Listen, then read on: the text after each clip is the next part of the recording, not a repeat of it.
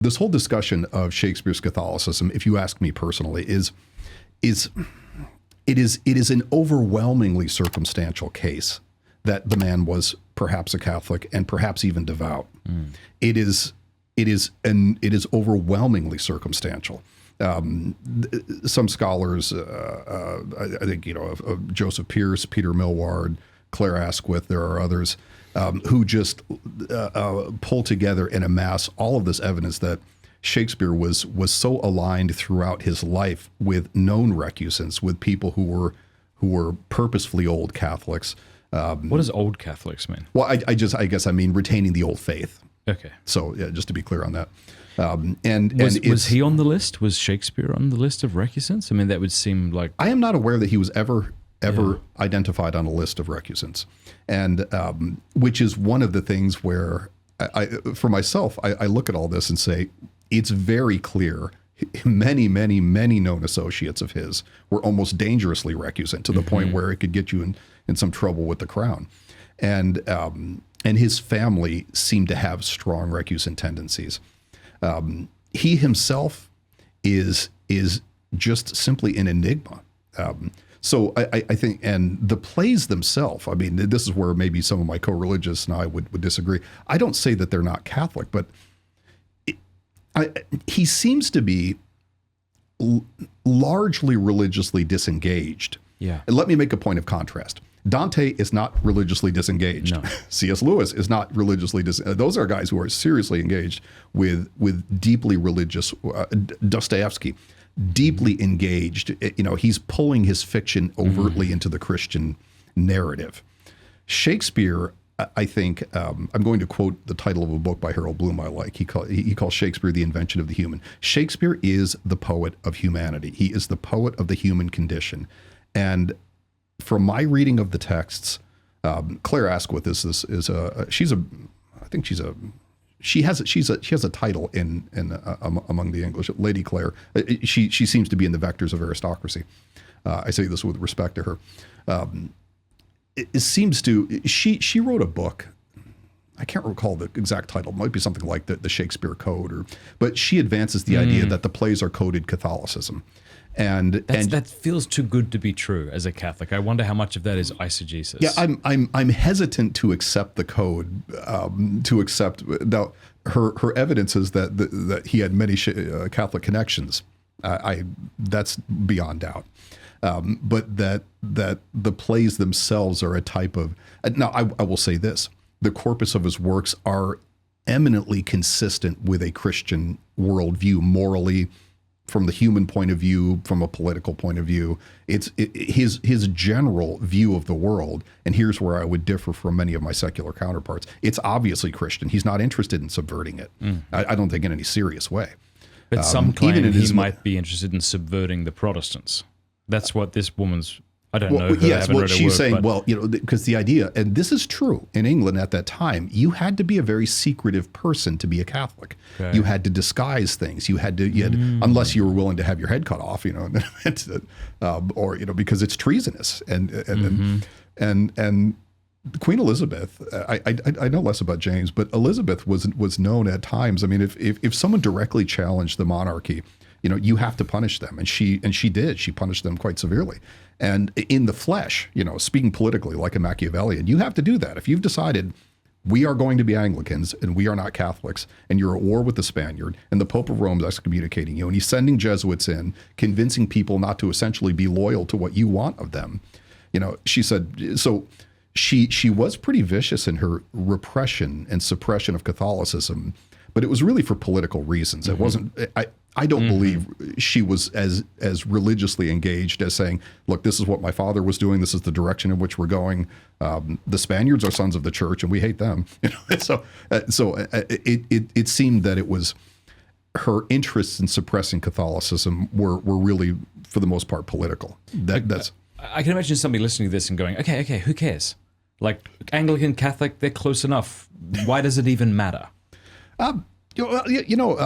Well, you raise a bigger question, yes, because in one sense, if you were not influenced by Western education today, you would look at Western civilization and say, aha, it is deeply Christian. It is influenced by Christianity, and so on.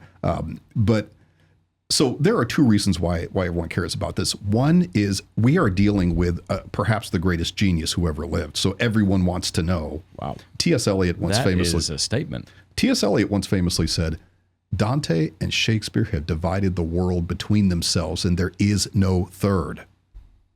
As it pertains to literary literature expression or genius in general, or certainly literature. Yeah. I might. It's a great quote. I think it's most. It pertains most to literature, but he is certainly in a very small category of absolute cognitive geniuses whose influence upon the world is you simply can't calculate it. Now, in literature, I would say, of course, you have Homer, you have Shakespeare, you have Dante. I sometimes thought maybe Eliot didn't have a proper estimation for Dostoevsky because I think he's pretty great. But there are these just towering figures in philosophy. Of course, you have Plato, you have Aristotle, you have St. Thomas, you have St. Augustine, you have, in terms of just sheer influence, I might throw Kant and Hegel in there.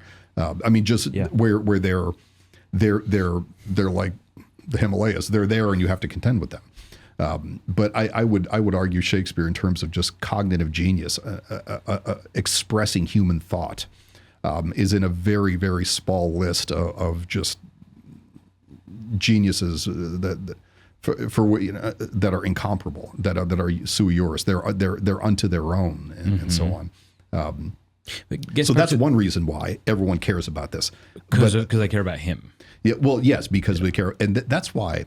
And the second reason is because you probably know very well the kind of hard turn that education in the West has taken, especially mid 20th century and going forward, it becoming more increasingly postmodern, becoming increasingly secularist and materialist, and so on. And this casting aside of the pillars that uphold civilization, like religion, the family, the stability of the state, gender. We could multiply things, and so the humanities thinkers in the West in the 20th century have been interested in co-opting Shakespeare as a materialist, as someone who subverts religion, as someone who subverts gender, as a sodomite, as a homosexual, as someone who is really capturing the spirit of the age, which is becoming increasingly irreligious. So because it ultimately, one doesn't educate from nowhere. There is no view from nowhere. As an educator, I have my presuppositions. I stand in tradition. You may have some affinity for this fellow Chesterton, Gilbert Keith Chesterton. You may have some interest in it. No, but I love the way he talks about tradition, because it informs you. You stand within it. You stand upon it. You have learned from it. It has given you a vantage point. And in Chesterton and in the Catholic tradition, this idea that this isn't just my particular perspective. That's what the postmodernists would say. What Chesterton and the Catholics and the Catholic intellectual tradition would say is that, I was sharing this with someone recently, that I said, Catholicism to me is not a way of looking at the world. It's simply a depiction of the world as it is. It clarifies things and so on. So, so the academy, teachers, people teaching what's left of the humanities, certainly within our lifetime and a little bit before it, have been very interested in co-opting a William Shakespeare who was a dependable postmodernist, who dependably conforms to to their views on things, from politics to gender to and religion and so on, and he would be less useful if he was an ardent Catholic. I want to tell you about Hallow, which is the #1 downloaded prayer app in the world. It's outstanding. Hallow.com/Matt Fradd. Sign up over there right now, and you will get the first 3 months for free. That's like a lot of time. You can decide whether it's useful to you or not, whether it's helpful. If you don't like it, you can always quit. Hallow.com/MattFradd. I use it. My family uses it. It's fantastic. There are over 10,000 audio guided prayers, meditations, and music, including my lo-fi.